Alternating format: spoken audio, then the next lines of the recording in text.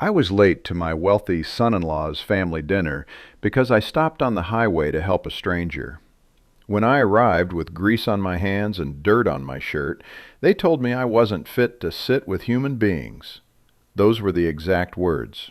Not shouted, not whispered, delivered calmly, confidently, the way people speak when they are certain they hold power over you. I stood there, in the doorway of a house worth more than everything I'd earned in my lifetime, holding a small gift bag that suddenly felt ridiculous. Silver frame, $68, carefully wrapped. A peace offering to people who had already decided I didn't deserve peace. The room smelled like expensive wine and entitlement. Crystal glasses, marble floors, perfect smiles that vanished the second I stepped inside. My daughter's mother-in-law looked at me the way you look at something you accidentally step on. Her husband didn't even bother hiding his disgust. My son-in-law avoided my eyes completely. "You're 2 hours late," she said. "I tried to explain. I really did. Someone was stranded. Older woman. Highway shoulder. Car dead. Dangerous spot. I thought helping her mattered more than being on time. That was my mistake. If you can't dress like a civilized person," she continued, raising her voice just enough for everyone to hear, "then don't sit at the table with civilized people." Civilized people. The words hung in the air like smoke. My daughter froze. Her face went pale, eyes darting between me and them, caught between loyalty and fear. Around us, their guests suddenly found their drinks fascinating. No one stepped in. No one spoke up. That's how it usually goes. I felt something settle inside my chest then. Not anger, not even sadness. Clarity. I realized I was standing in a room full of people who measured human worth by fabric labels and bank balances, and no matter what I said, I would never belong there. So I did the one thing they didn't expect. I nodded. "You're right," I said quietly. "I should go." My daughter whispered, "Dad, please." But I shook my head. This wasn't her fight. Not yet. As I turned toward the door, I heard the faint clink of a glass behind me. Laughter, relief, as if the room had exhaled now that the embarrassment was being removed. That's when the doorbell rang. Clear, confident, expensive sounding. The room went still. Through the glass, I saw a silver Mercedes pull into the driveway, and stepping out of it was the woman I'd helped on the highway. The same woman whose car I'd fixed with my own hands. The same woman who had thanked me like I'd done something extraordinary, when all I'd done was what my father taught me to do.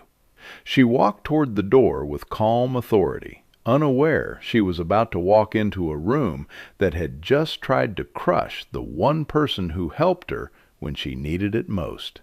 I didn't smile. I didn't turn around. I just stood there, knowing something was about to change. Because kindness has a way of circling back, and this time it arrived right on time. I wasn't always the man standing in a stranger's doorway being told he wasn't fit to sit with human beings. Once upon a time, I was just a working man trying to keep a family together.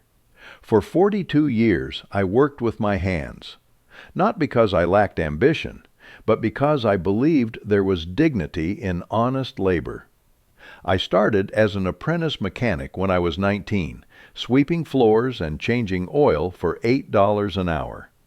By the time I retired, I could rebuild an engine blindfolded and diagnose a problem just by listening to how a car breathed. It wasn't glamorous. It wasn't impressive at cocktail parties, but it paid the bills, every single one. I married Martha when we were both 24. She was a school secretary with a laugh that filled rooms and a way of making hard days feel survivable. We bought our first house for $72,000, a small place with thin walls and a leaky roof. I worked 12-hour days, 6 days a week, sometimes longer during winter when engines failed in the cold. Over 4 decades, I earned an average of $54,000 a year. Some years more, some years less. No bonuses, no stock options, just steady paychecks and worn knuckles. Every dollar mattered. When our daughter Rachel was born, everything shifted. College funds replaced weekend trips. Used cars replaced dreams of new ones. I skipped promotions that would have taken me away from home too often. Martha clipped coupons and balanced the checkbook like it was a second job. We paid $38,000 for Rachel's college tuition. Not all at once, year by year, semester by semester. When she needed books, I picked up overtime. When she wanted to study abroad for a summer program that cost $6,200, I sold my fishing boat without telling her why. She never needed to know what I gave up. That was my job. When Martha got sick, everything became about survival. Chemotherapy, hospital bills, insurance deductibles that felt like punishment for getting old. Over 3 years, we spent nearly $140,000 fighting cancer. I would have spent twice that if it meant keeping her. When she died, the house went quiet in a way I wasn't prepared for. After the funeral, I downsized to a small apartment. 1 bedroom, 1 bathroom. Rent was $1,050 a month. Affordable, manageable, lonely. Rachel had married Richard by then. He worked in consulting, wore tailored suits, talked about markets and networks the way I talked about torque specs and timing belts. His parents lived in a world I only saw on television. Country clubs, investment dinners, homes with rooms no one actually used. From the beginning, I knew I didn't belong there. The first time I met them, I wore my best shirt. Martha had ironed it years earlier. Serenity Thompson smiled politely and asked what I did for a living. When I told her, her eyes flickered for half a second, just long enough. "Oh," she said, "how practical." That word followed me for years. At dinners, conversations shifted away from me. When I spoke, responses were short, polite, dismissive. Palmer Thompson once asked me if I planned to do anything else now that I was older, as if fixing what others couldn't wasn't enough. I swallowed it, all of it, because Rachel loved Richard, and because being a father sometimes means standing still while others walk over you.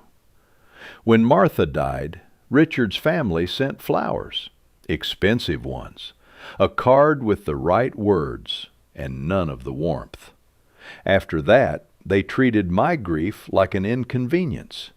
I wasn't invited to gatherings unless Rachel insisted. I was always the extra chair, the background noise. Still, I showed up. I showed up when they moved into their first house, helping wire light fixtures they couldn't afford to hire out. I showed up when Richard's car wouldn't start before an important meeting. I showed up when Rachel called crying because marriage wasn't as perfect as Instagram promised. I never asked for anything in return, because that's what my father taught me. Do what's right, he used to say, even when no one's watching, especially then. The morning of that birthday dinner, I sat alone at my kitchen table with a chipped blue mug and the sports section spread open. 3 years since Martha passed, and I still caught myself setting the paper where she used to sit. When Richard called, his voice carried obligation, not invitation. "Business casual," he said. "Standards." I looked at my closet. Shirts worn thin from honest use. Jackets older than his career. But Rachel wanted me there. and that mattered more than my discomfort. I planned everything carefully, bought a modest gift, left early. Then I saw the Mercedes on the highway, hazard lights flashing, hood up, a woman standing too close to fast-moving traffic. I could have kept driving. Plenty of people would have. But I didn't spend 4 decades fixing what broke just to ignore it when it mattered. So I pulled over. I got dirty. I got tired. I gave up my schedule. I did what I've always done. And by the time I arrived at that house, 2 hours late and smelling like oil, I had no idea that the same values that built my life were about to tear theirs apart. All I knew was this: I had lived my life doing what was right, not what looked right. And if that made me unworthy in their eyes, then I was finally ready to stop trying to prove otherwise. The disrespect didn't arrive all at once. It never does. It crept in slowly, the way rust forms under fresh paint. Quiet, patient, easy to ignore if you didn't want to see it. At first, it was just tone. Serenity Thompson had a way of smiling that never reached her eyes. She would ask how I was doing, then glance past me before I finished answering, already searching for someone more interesting. Palmer spoke to me like a man explaining something obvious to a child, slow and loud, as if volume could substitute for relevance. Richard learned quickly. When we first met, he was polite enough, stiff but polite. Over time, that politeness turned transactional. Conversations only happened when he needed something fixed, lifted, or solved. Once the problem was gone, so was he. Rachel noticed before I did. "Dad, they don't mean it," she'd say, when I mentioned something felt off. "They're just different." Different was one word for it. At dinners, they talked about investments I didn't understand and didn't pretend to. Venture capital, expansion zones, returns, risk tolerance. When I tried to contribute, relating things back to running a shop or managing long-term customers, the table would go quiet for a beat too long. Then someone would change the subject. That silence said more than any insult. They never asked about my life. Not really. Not how retirement was treating me. Not how I was coping after Martha died. Grief, I learned, was inconvenient in rooms filled with polished surfaces and controlled laughter. One night, Palmer asked me what I planned to do now that I wasn't working. I told him I still took on small repair jobs. Neighbors, friends of friends, people who couldn't afford dealership prices. He nodded slowly. "Oh," he said, "so more of a hobby now." A hobby. 42 years of labor reduced to something done to pass the time. Rachel's face tightened when he said it. She opened her mouth to defend me, then closed it again. I could see the calculation in her eyes. Push back or keep the peace. She chose peace, and I let her, because that's what fathers do. We absorb what our children shouldn't have to carry. The invitations became conditional. If there was a fundraiser, I wasn't invited.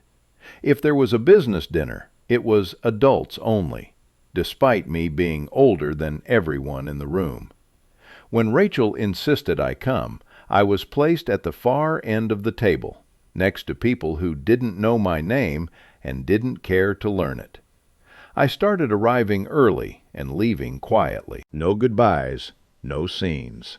At home, alone in my apartment, I told myself it didn't matter, that I didn't need their approval, that I had lived a full life without country clubs or wine lists I couldn't pronounce. And most days, that was true. But small things add up. Once, Richard laughed when he saw my car in their driveway. "You still driving that?" he asked, not joking. "It runs," I said. He smiled thinly.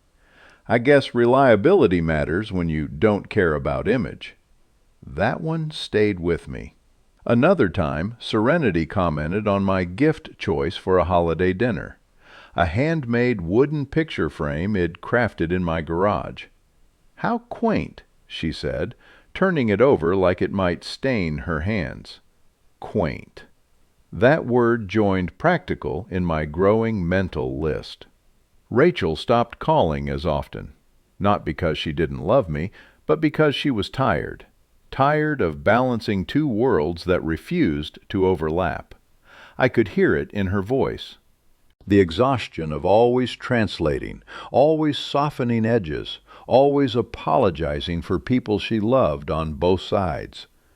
I told her I was fine. I always told her I was fine. The truth was, I had learned my place in their hierarchy. I wasn't openly rejected. That would have required confrontation. I was simply minimized, invisible until needed. And still, when they called, I came. Because love doesn't keep score. Not the real kind. So when Richard called about his mother's birthday dinner, I already knew what it would be. A room where I didn't belong. Conversations that would orbit around me without ever landing. A reminder that in their world, value had a price tag. I said yes anyway, because Rachel asked. What I didn't know then was that all those small slights, all those swallowed moments, all that quiet decay of respect had been leading somewhere. To a moment where their unspoken beliefs would finally be spoken out loud. To a sentence sharp enough to cut through years of politeness. To a truth they thought they could say safely. And once said, it could never be taken back. The breakdown happened on Interstate 70, just past the mile marker with the faded blue sign and the dented guardrail. I saw the hazard lights before I saw the car. A silver Mercedes sat on the shoulder, angled slightly toward traffic, like it had given up trying to look confident. Cars flew past at 70 miles an hour, the wind from their passing rocking the sedan just enough to make my stomach tighten. A woman stood beside it. She was older, maybe early 60s, dressed too well for a highway shoulder. Navy blazer, low heels, hair silver and carefully styled, now being pulled loose by the wind. She held her phone in her hand, staring at it the way people do when it has already failed them. I slowed. For a brief moment, I considered driving on. I was already cutting it close. Richard had been clear. 7 o'clock sharp. No delays, no excuses. I could already imagine Serenity's tight smile if I arrived even 5 minutes late. Then I saw a semi blast past the Mercedes, close enough that the woman instinctively stepped back. That decided it. I pulled over behind her, turned on my hazards, and stepped out. "Car trouble?" I called, keeping my distance. She looked at me the way people do when they are weighing risk. A stranger on a highway.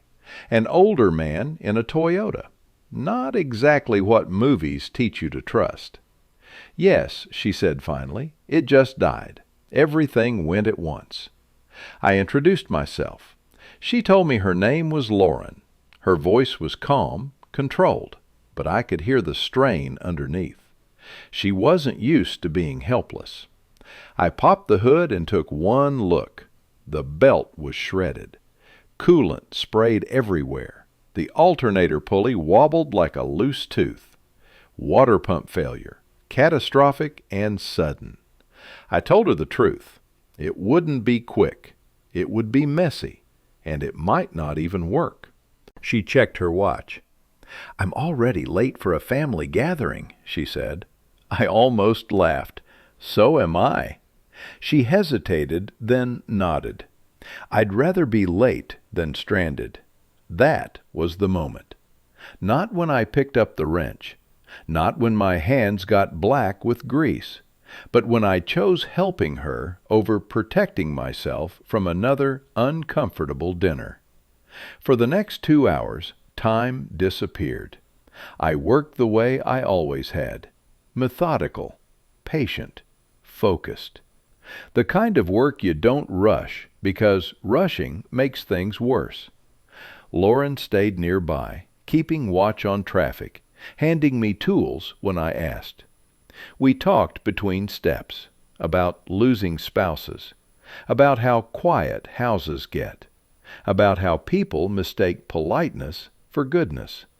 She asked what I did for a living. I told her. She didn't flinch. She didn't smile politely or redirect the conversation. She listened. When the replacement alternator finally seated properly and the belt tension felt right, I closed the hood and told her to start it. The engine turned over cleanly. Her face changed instantly. Relief, gratitude, something like wonder. She reached for her wallet. I stopped her. No, she insisted. I refused. I told her some people help because that's who they are. She looked at me for a long moment, then nodded slowly, like she understood something important. We exchanged numbers, not business cards, not formalities, real numbers. When we parted, she thanked me again. Not the kind of thank you people say to be polite, but the kind they say when something mattered. By the time I got back on the road, I already knew I was going to be late. Very late. And when I pulled into the Worthington Hills driveway, surrounded by cars that cost more than my annual income ever had, I also knew something else. No amount of money could buy the feeling I had right then. I walked to the door with oil still under my fingernails and dirt on my shirt, carrying a modest gift and 0 apologies. Serenity opened the door. Her eyes swept over me from head to toe. The decision was immediate. "You're late," she said. I explained. She didn't care. Neither did Palmer. Neither did Richard. And then the words came. Not shouted, not whispered. "You're not fit to sit at the table with human beings." That was the betrayal. Not just of me, but of everything I believed about family, decency, and respect. Because in that moment, they weren't just rejecting a man who arrived dirty. They were rejecting the very act that made him late, helping someone in need. And they did it without hesitation, without shame, without knowing what it would cost them. I stood in that doorway for a moment longer than necessary, letting their words settle. Not because I was stunned, but because something inside me finally clicked into place.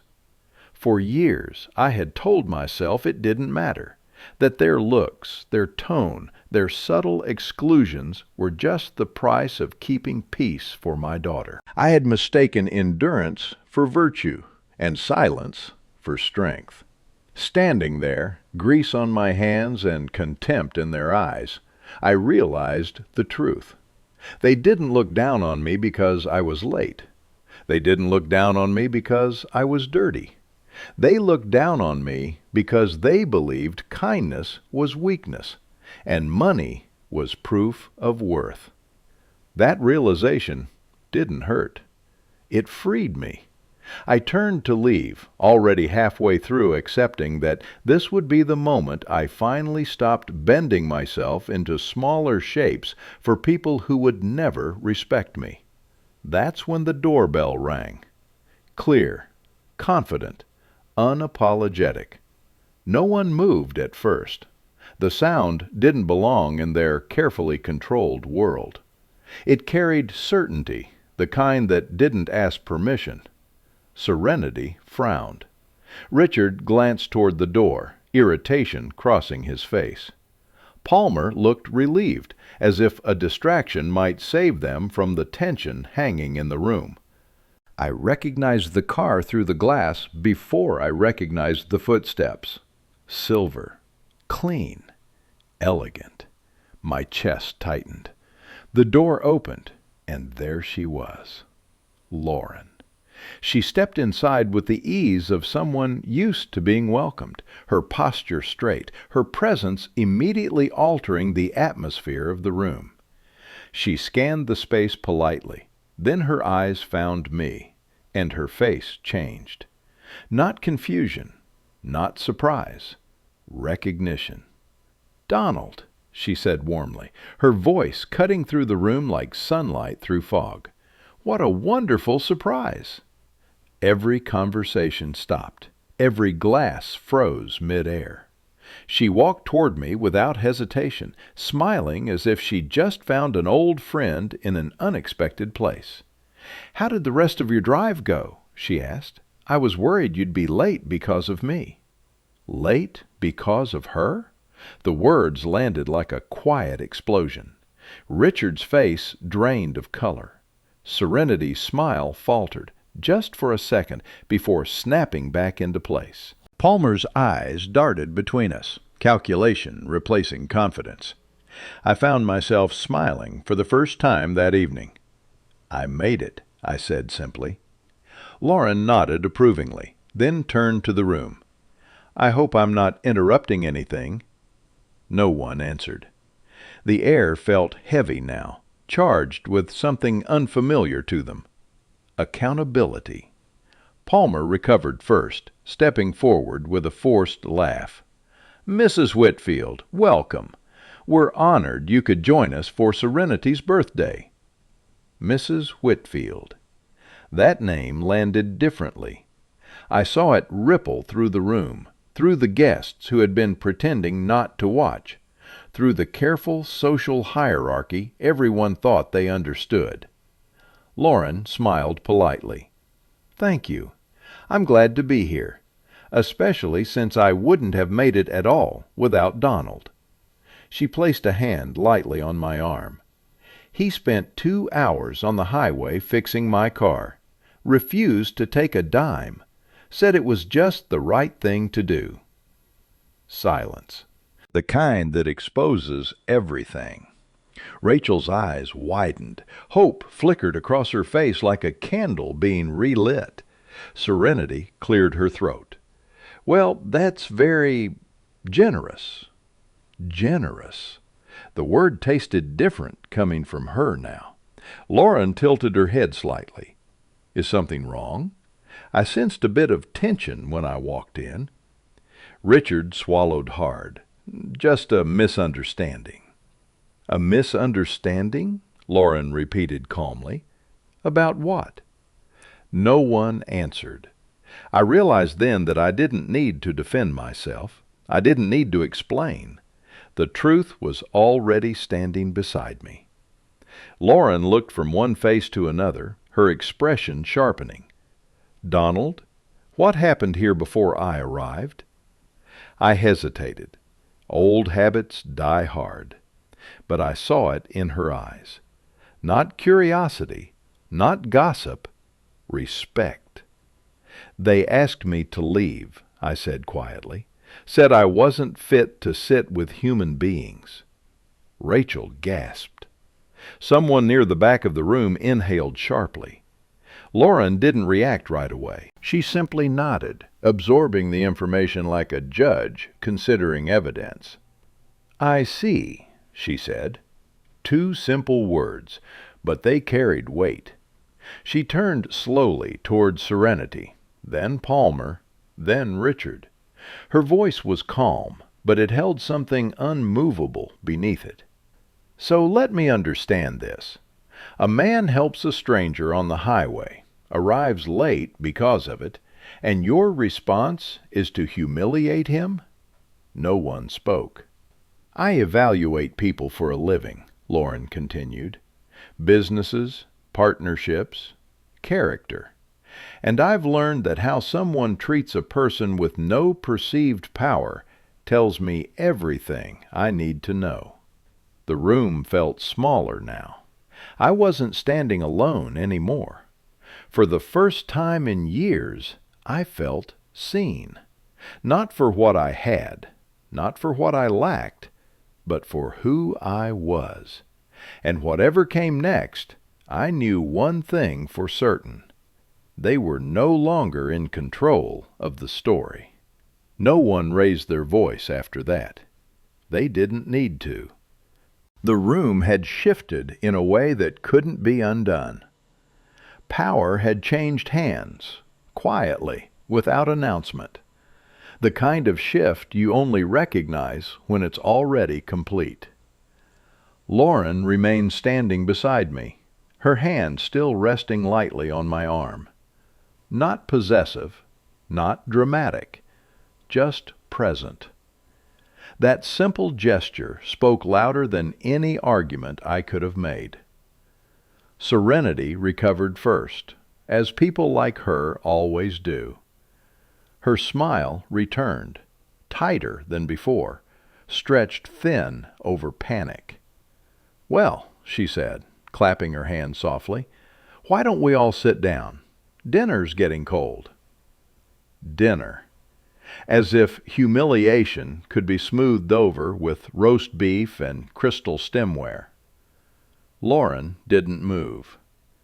"Before we sit," she said calmly, "I want to be very clear about something." Every chair remained empty. "When I walked in," she continued, "I sensed tension. Now I understand why. What happened to Donald wasn't a misunderstanding. It was a choice." Palmer shifted uncomfortably. Richard stared into his wine glass like it might offer instructions. Lauren's voice never rose. That was the frightening part. I've learned over the years that people reveal their true character when they think the stakes are low, when they believe no one important is watching. Her eyes moved deliberately around the room, meeting each of theirs in turn. "You thought Donald didn't matter." No denial came. "You thought his work didn't matter. His appearance didn't matter. His dignity didn't matter." Rachel stood frozen, tears gathering but not falling. Lauren turned to her, softening just slightly. "You didn't make this choice, but you are living inside its consequences." Then she turned back to Serenity and Palmer. "I was helped today by a man you tried to discard." Serenity opened her mouth, then closed it again. "That man spent 2 hours in the heat repairing my car. He used his own tools, his own parts. He refused compensation. He expected nothing in return." Lauren paused. "And you told him he wasn't fit to sit with human beings." The words sounded different when spoken by someone who mattered to them. The silence pressed down harder now. Guests who had come expecting polite conversation and champagne were trapped in something far more uncomfortable. No one checked their phones. No one shifted toward the door. They understood instinctively that leaving now would look like guilt. This was the trap. Not something planned, not something cruel, just the natural consequence of arrogance colliding with truth. Palmer finally spoke. "Mrs. Whitfield, we had no idea who he was to you." Lauren smiled. Not kindly. "That's exactly the point." She took her seat at the table without being invited, placing her purse neatly beside her chair. Then she gestured to the seat next to her. "Donald, please." I sat. The chair felt heavier than any it ever occupied in that house. Serenity stiffened, then forced herself to sit as well. The rest followed, like dominoes. Dinner resumed, but it wasn't the celebration they'd imagined. The clink of silverware sounded too loud. Conversation came in short, careful bursts. No one laughed. Lauren ate slowly, deliberately, observing everything. At one point, Palmer leaned toward her, lowering his voice. "I hope this doesn't affect your view of our other discussions. "Which discussions?" she asked politely. He hesitated. "The investment proposal." Ah, there it was. The real reason she was here. The unspoken truth behind the invitations and forced smiles. Lauren set down her fork. "I'm glad you mentioned that," she said. Every muscle in the room tightened. "You see, I don't make investment decisions based solely on projections and numbers. I look at leadership, judgment, values." She glanced at me briefly, then back to them. Today was very informative. Palmer's face lost color. "Mrs. Whitfield," Serenity said quickly, "surely one unfortunate moment shouldn't outweigh years of reputation." "Unfortunate," Lauren repeated thoughtfully. "Yes, for you." She folded her napkin and placed it beside her plate. "For me, it was clarifying. I watched their confidence crumble in real time. Not dramatically, no shouting, no threats, just the quiet realization that the game they thought they were playing had rules they never bothered to learn. And now they were losing. Not because of revenge, not because of anger, but because they revealed exactly who they were when they thought kindness didn't count. And kindness, it turns out, was the only currency that mattered in that room. They thought they could still control the room. That was their mistake. Even after Lauren sat down beside me, even after the air shifted and the balance tipped, Serenity and Palmer behaved as if this was still their house, their table, their world. Old habits die hard, especially when they're built on decades of privilege. Serenity adjusted the candles at the center of the table, straightening them with unnecessary precision. Palmer cleared his throat every few seconds, filling the silence with fragments of conversation no one was listening to. Richard stared at his plate, jaw tight, saying nothing. They believed this could still be managed, that a little politeness, a little performance, would reset the hierarchy. I watched them carefully, not with anger, with curiosity. Because there's a particular moment when arrogant people realize something has gone wrong, but haven't yet accepted how bad it is. That moment is always fascinating. Palmer leaned back in his chair and smiled toward Lauren. "I hope the drive wasn't too stressful after everything earlier." Lauren met his gaze calmly. "It was fine, thanks to Donald." He nodded quickly. "Of course. Very fortunate." Fortunate. As if kindness were an accident. Serenity joined in, her voice sugary. "Donald has always been very hands-on." Hands-on. Another way to say beneath us. She turned to me for the first time all evening.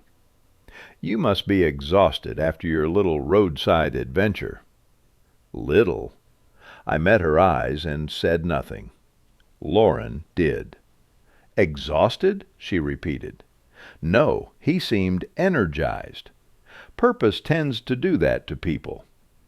Serenity's smile faltered. Palmer laughed awkwardly. "Well, not everyone has the luxury of choosing how they spend their time." Lauren set her glass down gently. "Luxury?" "Yes," Palmer said, warming to the sound of his own voice. "Some people have to work. Others can afford to be selective." That was it. The hubris.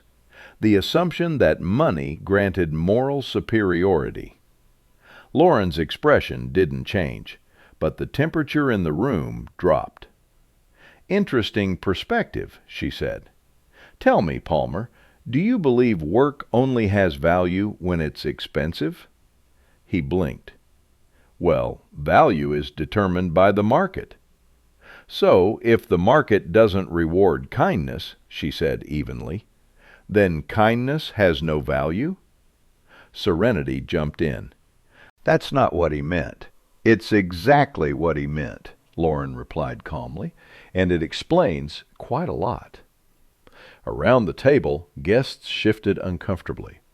A few avoided eye contact altogether. Others watched with thinly veiled interest. This was no longer a birthday dinner. It was a slow unraveling. Richard finally spoke. "Let's not turn this into something it doesn't need to be." Lauren looked at him. "And what does it need to be?" He hesitated. "A pleasant evening." "For whom?" she asked. No answer. Palmer tried again, desperation creeping into his tone. "Mrs. Whitfield, I think we can all agree that emotions are running high. Perhaps after dinner we can discuss business matters privately." Privately. Out of sight. Where power usually operated. Lauren smiled, but it wasn't kind. "Why privately?" Palmer stiffened. "Because it's more appropriate." "Appropriate," she echoed. "Like telling a man he isn't fit to sit with human beings?" Serenity bristled. "We didn't mean it that way." Lauren leaned forward slightly. "Then how did you mean it?" The question hung unanswered. I watched them then, truly watched them. The way their confidence cracked at the edges. The way their authority depended entirely on being unchallenged. They weren't used to consequences. They were used to control.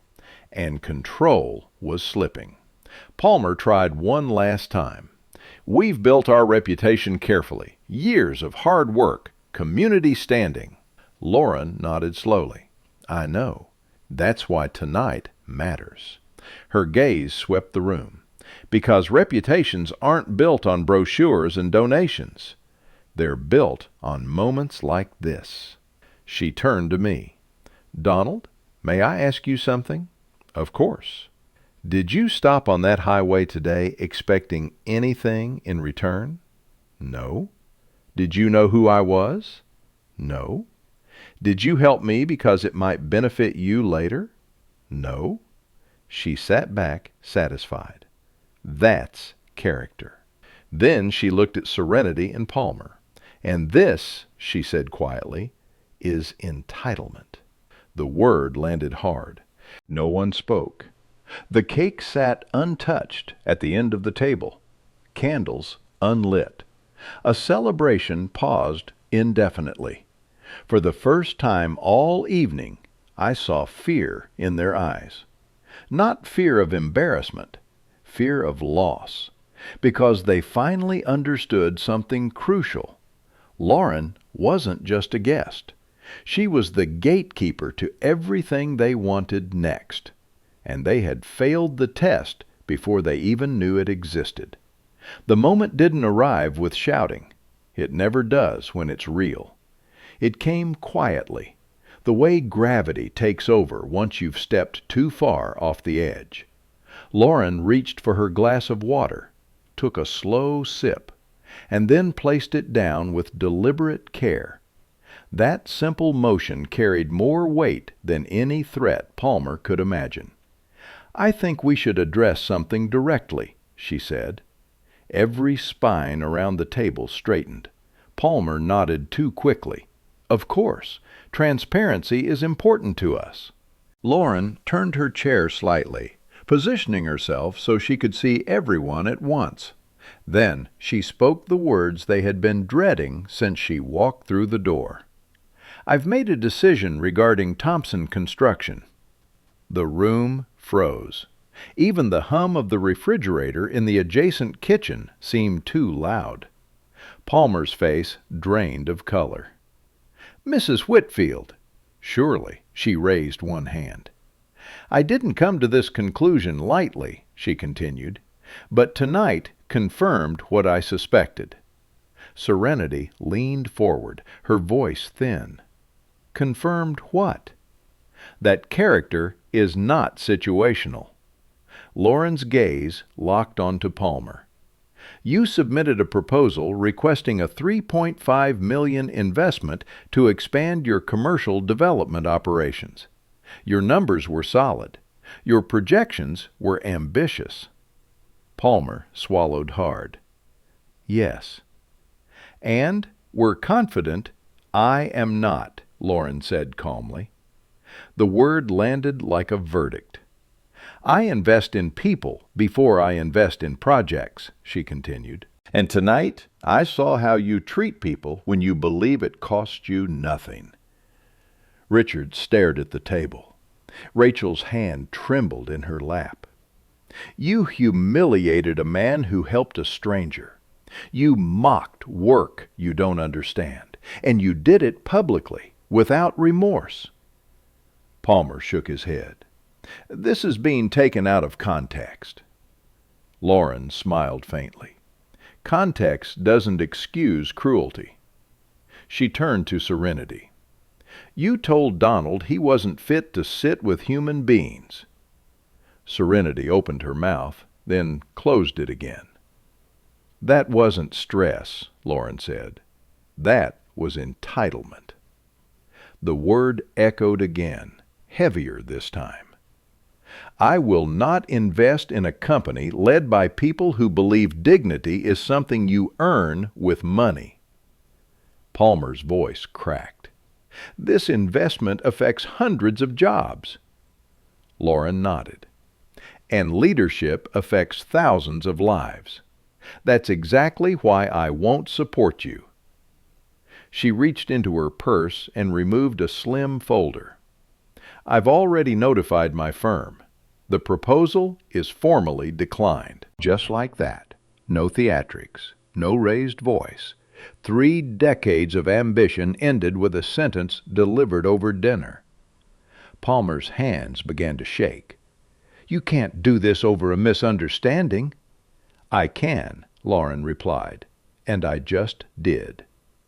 Around the table, guests shifted in their seats, some stunned, others quietly satisfied to witness accountability in action.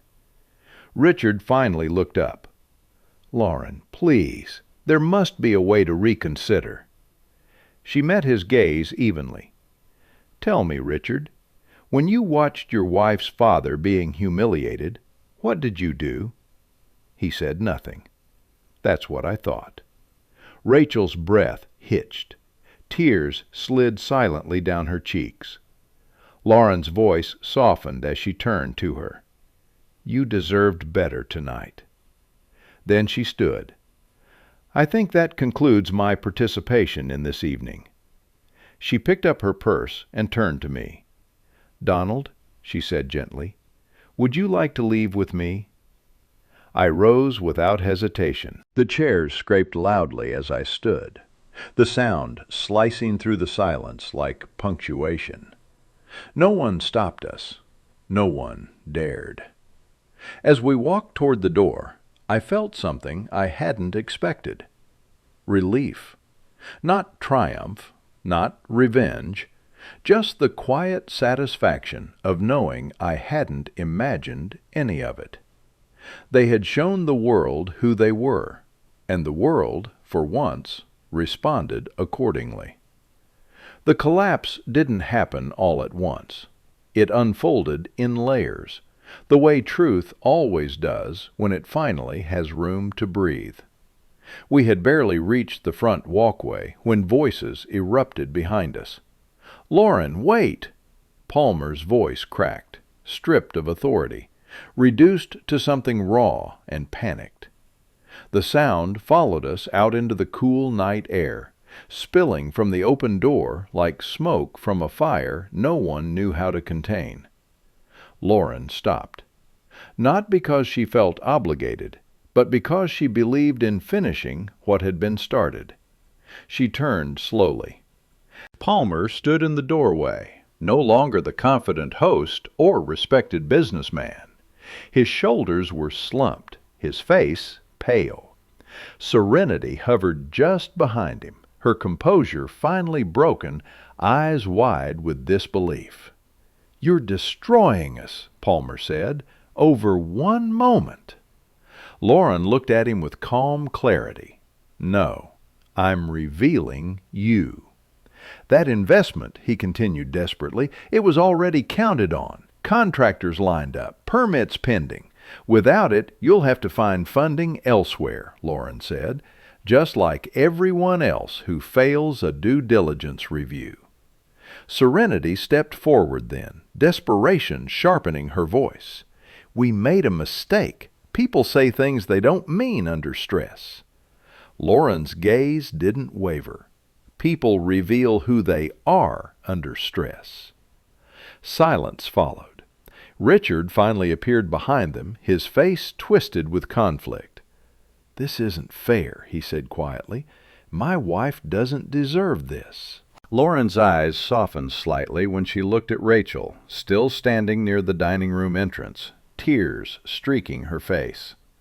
"She doesn't," Lauren agreed, "but she will have to decide what kind of life she wants moving forward." That sentence landed harder than any accusation. Rachel stepped forward, her voice trembling. "Mom, Dad, you crossed a line tonight." Serenity stared at her, stunned. "Rachel, you don't understand what's at stake." "I do," Rachel said. "You humiliated my father." Palmer's jaw clenched.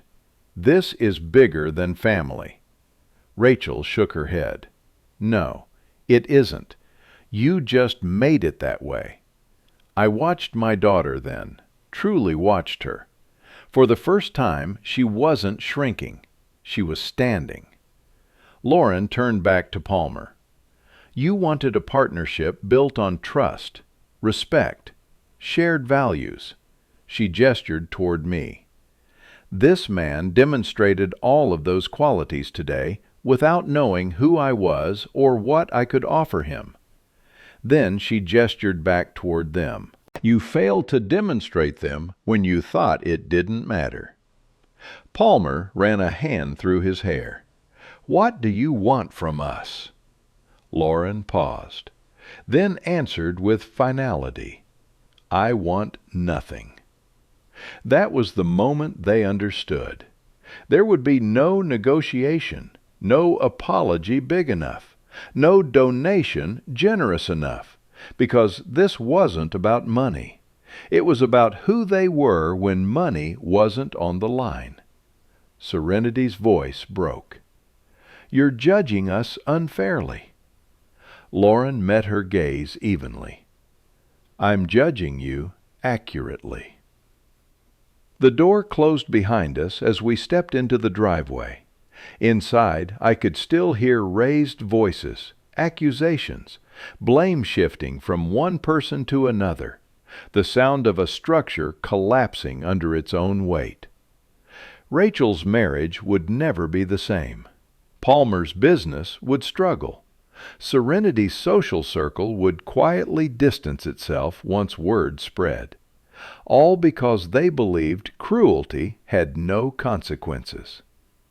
Lauren walked beside me in silence until we reached our cars. "I'm sorry," she said finally, "that you had to endure that." I shook my head. "I'm not." She looked at me, surprised. "For the first time," I continued, "they said out loud what they've been thinking for years, and now they have to live with it." She nodded slowly. "That's usually how truth works." I glanced back at the house one last time. Lights blazing, shadows moving behind curtains. A place that had once made me feel small, now felt insignificant. "Come have dinner with me," Lauren said suddenly. "Somewhere honest." I smiled. "I know a place." And as we drove away, leaving chaos behind, I felt something settle in my chest. Not anger, not bitterness. Closure. They lost more than an investment that night. They lost the illusion that character doesn't matter. Life became quieter after that night. Not empty, just honest. The kind of quiet that doesn't echo with regret or resentment, but with clarity. Lauren and I went to a small local restaurant. Nothing fancy. Vinyl booths. Warm lighting. Food that didn't try to impress anyone.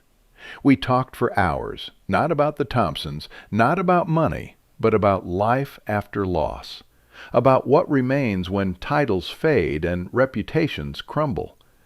She told me about her late husband. I told her about Martha. Two lives shaped by love, then forced to continue without it. Over time, we became friends, real friends. Coffee on Saturday mornings, long conversations about values, not valuations. She never treated me like a charity case or a symbol, just a man who lived by his principles.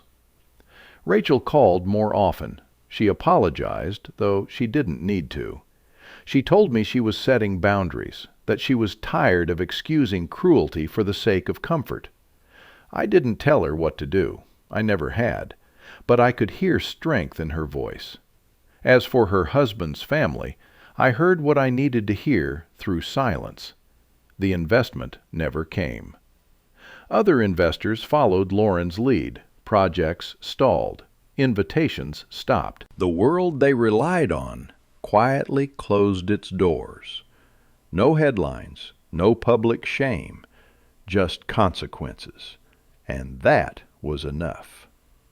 I stayed in my apartment, same chipped mug, same blue chair by the window. But something had changed. I no longer felt small. I no longer questioned my worth, because worth was never something they could take from me. I had lived my life honestly, worked hard, loved deeply, helped when help was needed. And when tested, I didn't compromise who I was to fit into a room that didn't deserve me. I learned something important that night. Kindness without boundaries is weakness, but kindness with integrity is power. The world doesn't always reward decency immediately. Sometimes it takes years. Sometimes it arrives disguised as inconvenience. Sometimes it shows up late, driving a silver Mercedes. But it arrives. And when it does, it doesn't ask for permission. If there's one thing I hope you take from my story, it's this. Never let people who confuse money with value tell you who you are. Never shrink yourself to sit at a table that feeds on humiliation. And never regret doing the right thing, even when it cost you in the moment, because character always keeps score, and in the end, it pays exactly what it owes.